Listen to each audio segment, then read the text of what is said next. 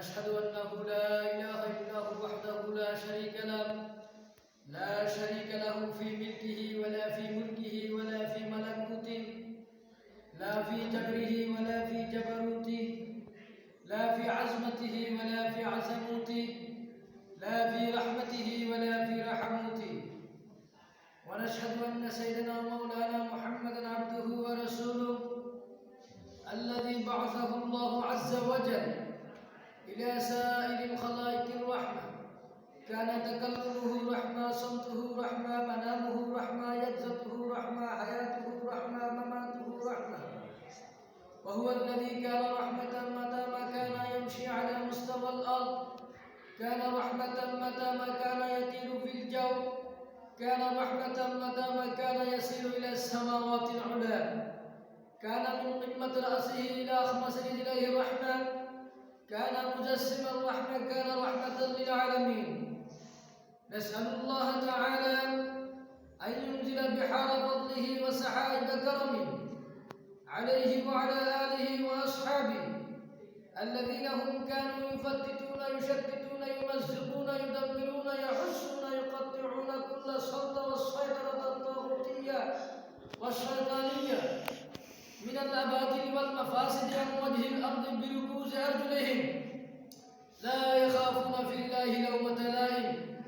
وهم الذين كانوا يبلغون ما جاء به النبي صلى الله عليه وسلم من الهدى والسنن، من مكة المكرمة إلى المدينة المنورة، من الغرب إلى الشرق، من الشرق إلى الغرب، من الجنوب إلى الشمال، من الشمال إلى الجنوب، من أفق إلى أفق، حرفا حرفا، نقطة نقطة، من غير إفراط والتفريط، من غير تغيير والتبديل، وسلم تسليما كثيرا كثيرا. أما بعد، فأعوذ بالله من الشيطان الرجيم. بسم الله الرحمن الرحيم. إن الله لا يغفر أن يشرك به ويغفر ما دون ذلك لمن يشاء. وقد ورد في الخبر عن النبي الأمين المامون الصادق المصدوق صاحب الخبر الأعظم أنه أفصى حيث قال رسول الله صلى الله عليه وسلم: اجتنبوا السبع الموبقات. قالوا: ما هن يا رسول الله؟ قال: الشرك بالله، والسحر، وقتل النفس التي حرم الله إلا بالحق، وأكل الربا، وأكل مال اليتيم، والتولي يوم الزحف، وقصد المحسنات الغافلات المؤمنات، أو كما قال النبي عليه الصلاة والسلام। মুআজ্জাজ মুহতারাম, সম্মানিত মুসল্লিয়ান কিরাম, মুরব্বিয়ান ইযাম, মহান রব্বুল আলামিনের দরবারে লাখো কোটি শুকর। মহান রব্বুল আলামিন আমাদেরকে অসংখ্য গণিত লোক থেকে নির্বাচন করে মহান রব্বুল আলামিনের পবিত্র বিধান জুমার নামাজ পালন করার জন্য মহান রব্বুল আলামিন আমাদেরকে এই পবিত্র দিন, এই পবিত্র স্থানে সকলের আগে আসার বসার, কিছু বলার, শোনার তৌফিক দান করেছেন। তাই আমরা মহান রব্বুল আলামিনের আলিশান দরবারে অন্তরের অন্তঃস্থল থেকে সমস্বরে কালিমাতুশ শুকর আদায় করি, আলহামদুলিল্লাহ। আলহামদুলিল্লাহ। মহান রব্বুল আলামিনের দরবারে আর শুকরিয়া জ্ঞাপন করি যে মহান রব্বুল আলামিন আমাদেরকে সুস্থতার দৌলত দান করেছেন। মহান রব্বুল আলামিন এমন মুহূর্তে সুস্থতার নিয়ামত দিয়েছেন যে মুহূর্তে মহান রব্বুল আলামিনের অসংখ্য গণিত লাখো বান্দা বিভিন্ন রোগে আক্রান্ত হয়ে হাসপাতালের বেডে কাতরাচ্ছে। যে মুহূর্তে মহান রব্বুল আলামিনের অসংখ্য গণিত লাখো বান্দা অসুস্থতার নিয়ামতে হাবুডুবু খাচ্ছে, ঠিক সেই মুহূর্তে মহান রব্বুল আলামিন সুস্থতার দৌলত দান করে মহান রব্বুল আলামিনের কুদরতি পায়ে সেজদা দেওয়ার জন্য আমাদেরকে সকলের আগে মসজিদে আসার তৌফিক দান করেছেন। তাই আমরা মহান রব্বুল আলামিনের দরবারে দ্বিতীয়বার কালিমাতুশ শুকর বলি, আলহামদুলিল্লাহ। আলহামদুলিল্লাহ। মহান রব্বুল আলামিনের দরবারে আর শুকরিয়া জ্ঞাপন করি যে মহান রব্বুল আলামিন আমাদেরকে বেলা দরখাস্ত, কোনো প্রকার দরখাস্ত ছাড়া মানুষ বানাইছেন।